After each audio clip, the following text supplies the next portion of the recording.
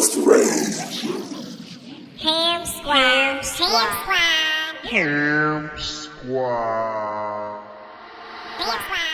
Yo, what's up? This is Keith the Beast of HamSquad, chilling with Lalaa, Shepard, and the progress support. You already know what it is.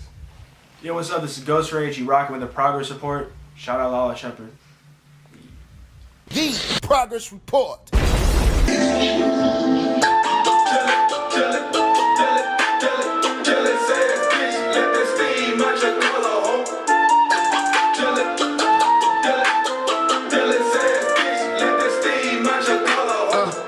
Everyone said I would lose, really can't think that way. Yeah, so I'm gonna make me some moves. Really got my rent paid. Yeah, really gonna set that ball. Really got points you can shade. Yeah. Alright, man, what's going on? It's your girl Lalaa Shepard. This is the progress report on the go, man. I'm super excited today. Who am I with? Ghostrage. Hello. Keith the Beast of HamSquad, you know, one half of HamSquad. CMC ain't here with us right now. He out there busting some moves like he do. Which y'all know. Word, man. HamSquad, let's start with you, man. Legendary name. You know, some of my favorite records that y'all produced, you know, was for OJ the Juiceman. You know, he one of my favorite rappers. The Rocky joint. Shit, let me see. Let me go down to The Limit, Flex, you know what I mean? Like, so many favorites, you know what I mean? So just, you know, give them the rundown, man. Who is HamSquad for people who don't know? Alright, HamSquad is me and my business partner, CMC. Like, he's like the CEO and I'm like the president, you know what I mean? I be on the ground with it. So, yeah, that's who we is. Like, we're both from Florida. I'm from Jacksonville. CMC's from Tampa. Ghostrage is from LA. Dope. Yeah, we've been doing HamSquad. Like, matter of fact, our 10-year anniversary is coming up on 4/20, and we dropping an album too. But we've been doing HamSquad for 10 years now. That shit's crazy. Fire. Man, much respect to y'all. You know what I mean? Congratulations, 10 years. And Ghostrage, man, I've been hearing about you. You know what I mean? I've been hearing your shit. I've been hearing your tag. But I'm like, who is this kid? And I see you with HamSquad. So, you know, let the world know, who are you and how did you link with HamSquad? I am a producer. Worked with a lot of people. Just in the last year, I can name Rico Nasty, Black Youngster, Dice Soho, Juicy J. Before that, I worked with Hoodrich Pablo Juan. HamSquad manages me. He's my manager. Dope. And there's CMC, who's like the behind the scenes dude. And he don't like cameras too much, but he do a lot of stuff for me in the background. I've been making beats since I was 14. I just turned 21 6 days ago. Yeah. Dope, man. You know, I know you like working with independent artists. Oh, yeah. That's another thing. I've done a lot of stuff for industry people, but one of my favorite things to do is find artists on whether it be Soundcloud or something and just work with them and build them. And it's just so fun to me. Like, I've worked with a lot of underground legends. Omen 13, 50 Grand, Xavier Wolf, a lot of people. Because it's fun to me. And I feel like there's a lot of talent that gets overlooked on SoundCloud especially. And it's crazy because some of the biggest tracks I've ever done were like with these independent artists, getting like 2-3 million plays a song. Just with people that are like unsigned, just hustling and doing their own thing. And for someone who's like, for me, I've always kind of like done my own thing, so to see another artist do their own thing in their own way and still come up is just incredible to me. Facts. I mean, shoot, HamSquad, y'all know how that is, working with the independent artists and shit. Yeah, we always finding good independent artists. Like, we tend to find artists before they pop, like, or we help them like get there. You know what I mean? Like we talked about Jeff Cherry. You know, we worked with him before he got on the TV show and stuff. And before he got signed to Rick Ross, you know, we did a whole album with him. He ended up going on a TV show called Sign, and Rick Ross ended up signing him. And it was like based off of one of the songs we did with him called What You Doing. This is it right here. He remixed it. Yeah, Rick Ross hopped on this song too when he heard it. He I did watch remixed the it in show. the first episode. Yeah. Word. Yeah. We mixed, produced this, mixed it, mastered it, all of that. Yeah, the whole project. You ain't getting money. What the fuck? I ain't chasing paper. So yeah, I didn't hear that project, but I definitely watched that show. I didn't hear the project, but I watched the show, so I didn't even know that was y'all shit. Yeah, but I did see that episode with Rick Ross. We did a whole album. It's on iTunes and stuff right now. Vega, Jeff Cherry produced. We mixed it, we mastered it, executive produced it, did the whole thing. Dope. Yeah, that was like I feel like that was, a big part of, when they heard that beat and they heard that song was crazy. It was like, yo, we gotta remix that. So it was like, it played a big part in, helping that growth. You know what I mean? That shit was crazy. Yeah, that was a real big moment. We did this though with Chevy Woods. I did 2 songs on his last album. Dope. That came out this past year as well. Wait, you did? Yeah. I didn't even know that. What the fuck, bro?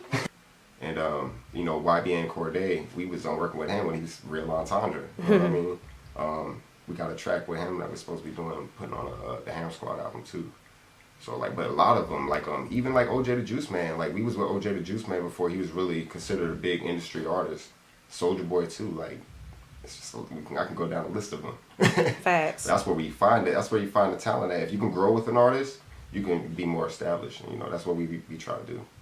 Definitely. I mean, how do y'all know though, an artist is worth working with? What is it about an artist when y'all hear them that it's like, man, I got to work with this person? It's a feeling. I'm gonna tell you the truth. CMC be finding them. CMC be knowing. I don't know how he knows, but he be knowing.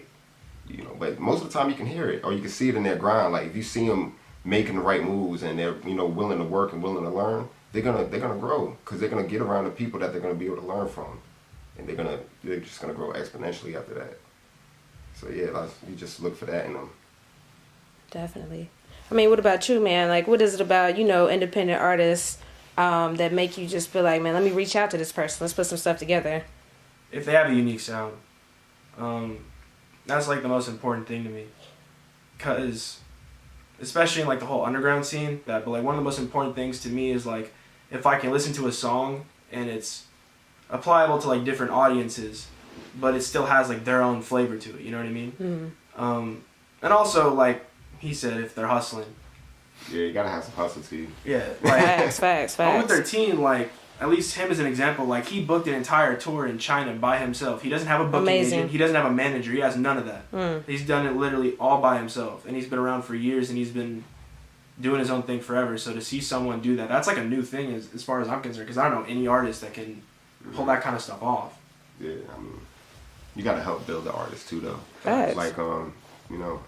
When you bring more to the table, as a producer or as a company like HamSquad Inc., you can give them a reason to want to grind harder or to put out better records. Some people hold back music all the time because they feel like they don't have an outlet for it. So I feel like you gotta make bridge the gap and get the outlets too. Facts. Yeah, blogs and people like you, Lalaa, you know what I mean? You gotta do that. Word. Nah, shout out to Progress Support, but that's real shit. Yeah. But I definitely think it's a collaboration thing, you know what I mean? But that's why I got so much respect for the producers, because in my opinion, y'all are the foundation of, the music shit. You know what I mean? When you first hear a beat, I think that's when you determine if you're gonna like the song. Now, you can put some lyrics on there, it can make it better or worse, but you know what I mean? Yeah. So let's talk about sounds. I'm gonna let Ghostrage handle this. Yeah, I was gonna say, man, Ghostrage, you got the craziest drums. I love them. Drums is my favorite. I got some 12s in my car. You know what I mean? So I love that shit. So talk about your sound. I like keeping my beats very minimal, very stripped back, and the reason behind that is that when I don't really like sending beats out. It's not really a thing I enjoy doing. I'll do it if I have to, but for the most part, I literally just go to a studio with the artist that I'm trying to work with, and I make the beat for them then and there. Because if I'm feeling the vibe, then I know what's needed in the song and what isn't. And one of my problems when I started producing was that I would have 17 sounds in a beat or 18 sounds in a beat. And at that point, there was no room for the artist to really do anything. If you listen to the instrumentals to pretty much any song I've ever produced, they're cool, but there's not enough going on where it's a standout song, and that's intentional. If you listen to any song that I've produced, it's because the artist is at the forefront, and I'm just providing the background for them to do their thing. Definitely. So that's what I try to do. I just try to keep my stuff very stripped back and very straightforward. Yeah. Word. I'm gonna touch on that a little. It's about the sonics. Yeah. You know what I mean? Each song or each artist has a vibe, and some of them you just gotta get this sonic just space that they can just fit into it. Sometimes like the songs you just know, like if that beat is for that artist and stuff. Facts. Like you know, they could just fit in that pocket. You might make it for them, whether it's through like EQing or however you do it. It's all about the sonics. It got to be like just the wave. Facts. Yeah. Kind of describe the HamSquad like sound. You know, how would you describe it? Tag? Yeah, how would you just not the tag necessarily, but just like y'all sound. Yeah. Yeah, like our sound is like we have a kind of unique sound because we can really do almost anything. But what we're branded for the most is like the hard hitting 808s. That's like where it started. HamSquad. Those 808s are always gonna go dumb. You know what I mean? And then you know, lately we've been doing a lot of high paced stuff, like higher speed. We've been known to do laid back brassy beats too. Those are like what we're most popular for. Like a song like Rocky. I was just gonna say that, yeah. You know, I'm balling up with Soulja Boy. That record is brassed and bassed out. Like they brass and bassed out. That shit is crazy. Like seems to be art on them 808s. But yeah, like them 808s, that's been our main thing. And that's why we started calling ourselves HamSquad in the first place. For real. Dope. I feel like an 808 is kind of what makes a producer like stick out, to be real. Is how you're kicking 808 hit. Because my beats a lot of the time are like just intentionally distorted. And I like it that way. They sound good that way. But it's a matter of like how you EQ your drums and how you do that I feel like really sets one producer apart from another. Yeah. That's some real shit. So, you know, just touching bases with what makes a person a producer versus a beat maker, you know, that's always a debate. How would y'all answer that question? The difference? Yeah. A beat maker makes a beat, sends it out, and then the song comes out without them doing anything. A producer, in my opinion, is someone that has creative control and creative input as far as what the artist is doing. A lot of the time when I'm working with an artist, I'll be helping them like figure out how in specific they want to rap on the beat, helping them figure out rhyme patterns, having them cut certain parts of the beat out, add different parts of like outtakes that the rapper's done in order to add a little bit more structure and emphasis to the song. And I guess a producer in general just makes, helps, I guess, make a song come to fruition. Really just doing their own thing and helping structure the final product of what the song should sound like. A beat maker just makes a beat and then that's it. And that's why you can see like producers that don't make beats, but they'll be in the studio like paying for studio time, getting the engineers, setting the whole thing up. And they don't even make beats, but like that's just what they do. By definition, that is what a producer does. Yeah, that's like executive production. Yeah. True. Like when you're an executive producer, you don't necessarily have to play any of the instruments on the beat or any of that. Like you could put the right people in the right room and set the right vibe and executive produce a project. You know what I mean? Like, or budget it and fund it.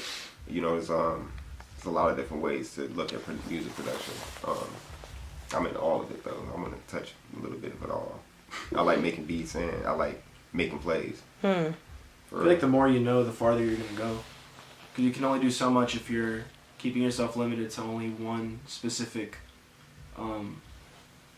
way in order to work musically. As long as you're always developing, and that goes for artists too, but producers as well. As long as you're always developing your capabilities, you're always doing something different, you're gonna continue to go forward. Yeah, and you gotta give like good advice and help other producers around you grow too. Facts. Absolutely. Like people be trying to hold out on the sauce like it's sacred or something. That's yeah. Another thing, like I feel like in general, like I could use the exact same sounds in a beat as you, but I'm gonna come out with something different because of what I'm gonna do because I'm a different person than you. For real. Ooh. For real. That's true. Nah, that's a great point, and that's what I like about what y'all got going on right now. You know what I mean? It's very important for, you know, the OGs and the vets to reach back out to people that's working and people that's dope. You know what I mean? If you see potential in a person, I mean, it's your responsibility, my nigga. Like, help out. You know? Help these, like, instead of chastising the young people and talking about, like, their music, help them grow. Yeah, like, exactly, bro. Like, even, like, the sounds that I do, like, I'll be having, like, drum kits on Splice and, like, loops on Splice, like, full-on melodies and, like, full-on, like, construction kits for producers to make their own beats. I just be uploading them and just giving them out to, like, sound websites and stuff. Because my whole thing is, like, even though I have the exact same sound as someone else, they're going to do something completely different with them. And I feel like a lot of producers that are starting out especially, like they won't really have access to like good drum kits or good sounds or good plugins or whatever. Yeah. So that's why things like Splice, like yeah, it's good. Yeah. Because you can help another producer inadvertently better their own craft and better their own product just by giving out like the stuff you already use by yourself. I just don't think there's anything wrong with that. Nah, You know? I don't think nothing's wrong with it. I love it. Respect. All right, now talk about some of the craziest sessions y'all been in, man, because y'all work with some not even just big name people, but a lot of interesting people, unique people, I should say, and I can only imagine how these sessions are. Oh, man. Give me some stories, please. You want to kick it off? You gotta start first. I'll start. I used to go to the lobby. The lobby, for those that don't know, the lobby is Pee Wee Longway's. Like, wherever Pee Wee Longway is, that's the lobby. And the lobby, like, it could be this studio, it could be that studio, it could be a trap house. It could be, like, anything. Like, but the lobbies, I've seen some of the craziest things at the lobby. Like, we made the best music inside of there, too. I don't know, like, some of the sessions, like, just at, like, with some of these independent artists be real crazy. They, like, be getting thracks. Some, like, if you're in the studio with an artist and he pops some acid in the middle of the studio, like, in the middle of the session, Shit. y'all about to have a hell of a session, I would tell you. I done been in sessions with shrooms and all that, like, all that crazy stuff. I don't partake myself, but it can get wild. I've seen some crazy things. I don't want to get too specific because I don't want to call anybody out on their shit. Yeah. I've had studio sessions where people that I didn't know were going to be there were there, and it worked out it worked out in my benefit. Like cool. With Henry AZ, that's a good example. I had found him a while ago, and I was working with him, and then he told me like, "Yo, like Juicy J's about to sign me." I was just like, "Do it, man, run it. That's a big deal. Like that opportunity does not come around to a lot of people." And he was recording in LA, working on his first project, and I was asking him like, "Yo, like let's set up a session," because I was sending him beats initially. He lived on the other side of the country at the time, and he was in my city. So I was like, "Bro, let's finally link. Let's make this happen. Let's make some hits." And then like he's like, we did a couple sessions, and then like randomly like 8:30 at night he like FaceTimes me, and I pick up, and he's like, "Yo, pull up," and I was like, "All right, cool." And the call ends, and I'm like, I don't know what's going on, so I just pack up my laptop and I go. And then like I knock on the door and like Juicy J opens the door. Fire. And I was just like, yo, shit, what's up? And yeah, that's the first time I ever met him. So like it was cool because they got to play me the song that I had done with both of them for the first time ever before it dropped. And it's a cool feeling because he's half the reason I started like working on music. So to hear Juicy J on my beat meant a lot to me. So things like that. I mean, I've seen crazy stuff, but like I like focusing on the positive shit, you know? No, I dig that. Hell yeah. So like I guess bumping into people that I didn't think I'd ever meet in person. That's like one of the craziest shits about like linking with people. Stuff like that. Hard. That's what's up, man. So Keith, man, I got a question for you. So man, talk about balancing fatherhood and the music business, and just talk about some sacrifices that you guys collectively have both had to make, for music. Oh well, like sacrifices. Like to take on a career like this, it takes a lot of time and a lot of energy. You know what I mean? So it's hard to balance it all. But I feel like I've done well. You know what I mean? I try to just schedule my time. Like I look at my calendar and I really plot out, what time I'm gonna dedicate to this, what time I'm gonna dedicate to that. But sometimes when a call is made too, you gotta move when you gotta move. You know what I mean? But yeah, it's cool. You know what I mean? You can make it happen. The one thing you gotta remember is that no matter what, you can do it. You know what I mean? If you have a will, you have a way. So you gotta find that way. What about you, man? Any sacrifices that you feel like you had to make for, your music career? I had to sacrifice a guaranteed stable future. I dropped out of college for this. I went to college for a year, and it was cool, but like I was realizing like a lot of the people around me, it felt like they were being like, I guess, all these people that were like very artistically inclined were all saying to me like, I can't even pursue like what I want to do, like whether it be painting or hairstyling or stuff like this, because their parents like told them like, oh, you're not gonna make any money doing that. And I was around that all the time, and I was just like, what's going on? Like, why? Like, you're supposed to go to college in order to grow in those areas, like do what you love doing. And after a while, I was just realizing like sometimes like I wouldn't recommend leaving college for everybody, because college is a great place. I learned a lot about social skills. I read a lot, and I became a lot more articulate. And in general, I grew, but I realized like I couldn't do music and college at the same time because it's a lot of work and it was just too much for me. And I realized like music's what I want to do. College is cool. If I need to, I'll come back to it. But right now, I have this for me, and I had to leave that. And I remember when I got on the phone, I told my dad, because I'd spoken to him like, like I'm just giving you a heads up before I come to college. Like if music stuff really starts taking off, like I gotta go. And he was like, that's completely understandable. And then the Rico Nasty placement got set up, and then I got on the phone with him right after. I was like, yo, I have my first album placement. I'm dropping out. And there was like a 5-second pause, and then he said, okay.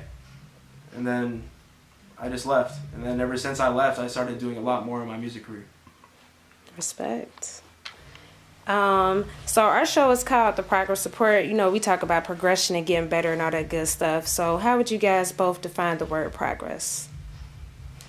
Progress? Yes. If you start here and you get there, that's progress. You know what I mean? Like, where you can look back and see, maybe like that you just grown and gotten better. That's progress. You know what I mean? It's not always financial, but if you can see your bank account growing too, that's progress. Facts. Progress is just growth, and that can be applied to numerous things. Music, growing as a person, being capable of thinking long term. There's a lot of aspects. That's a really big question. Yeah. I'm trying to think of how to answer it, but I guess just always growing and always doing your own thing, easily. Word. All right, fellas, man, this has been a great conversation. Anything else that y'all want to share with the people before our next talk? HamSquad 10-year anniversary, 4/20/2019. Yeah, we're gonna put out a project. Look out for that. Ghostrage, anything you got coming out? I'm just gonna keep doing my own thing. I let my music speak for me. Word. Oh, I was gonna ask you guys. I wanted to talk about how y'all link with Sonny Digital, cause y'all not from here, but y'all come to Atlanta and work at Sonny D's studio. That's dope. Oh yeah, definitely. We up here rolling records right now. Matter of fact, shout out to Sonny Digital. I've been knowing Sonny for years. Really, like I met him. I think through MySpace initially, either MySpace or Twitter. You know what I mean? And we was just watching each other grind.